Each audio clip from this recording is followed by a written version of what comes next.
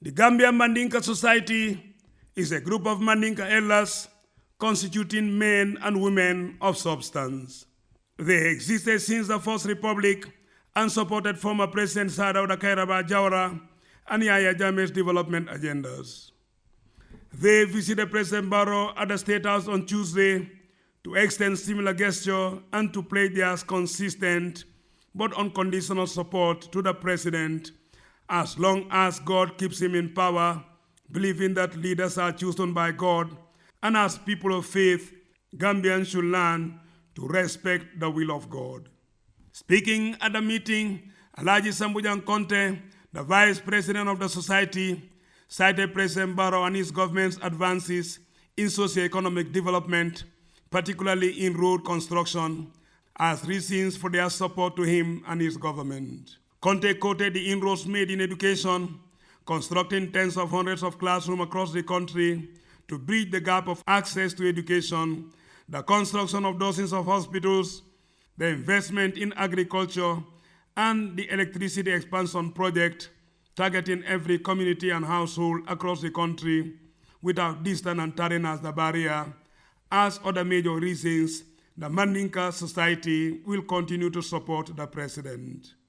Another speaker, Alhaji Yankuba Silla, the Imam of Tobacco Road in Banjul, encouraged Gambians to support political parties of their choices, but remember to do so in peace and shun insult, for insults are recipes to violence, and violence has no place in a decent society, particularly in the Gambia, a country of peace and religion.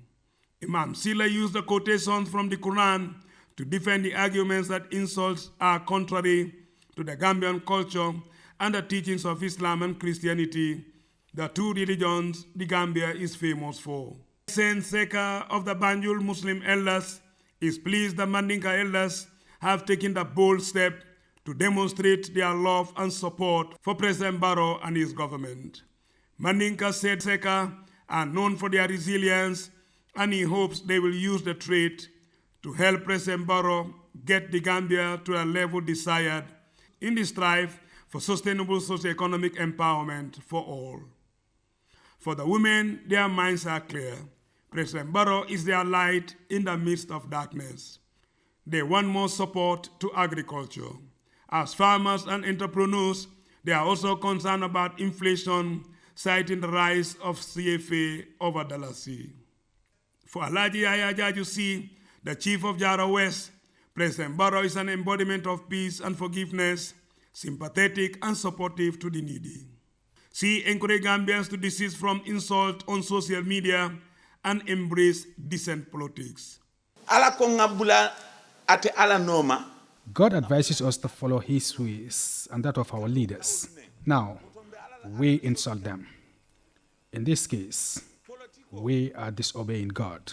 Special advisor to the President Du Sano and Momodu Sabali thanked the Mandinka Society for the foresight and encouraged them to keep upholding the principles of peace as the bedrock for sustainable development. Gambians should put their political differences aside and rally behind President Barrow and his government for a future desired and deserved by all, said Du Sano and Momodu Sabali. In a simple proverb comparing himself to the oppositions, President Barrow said the truth is obvious. A child knows who is stronger than the father. But the president is optimistic that the Gambia will grow under his tenure and thanked the Mandinka elders for the show of support.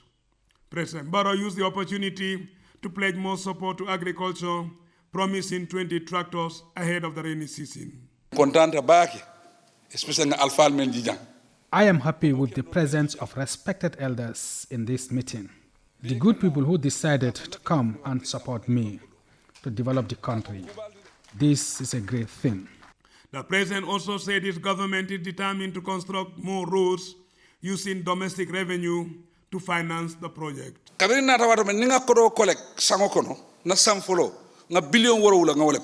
When I took power in my first year, we collected $7 billion. The following years, I digitalized the economy at the level of the Gambia Revenue Authority. And this year, we collected $20 billion. We used the money to build roads, including the Hakaland Road, Kiang Road, Kabada Road, and the Banyu Road projects, amongst others, which is built from taxpayers' money. It costs almost $40 million per kilometer. 365 kilometers of roads is currently under construction. The President ended his speech with a rallying support for peace. Louis Mendy, GRTS.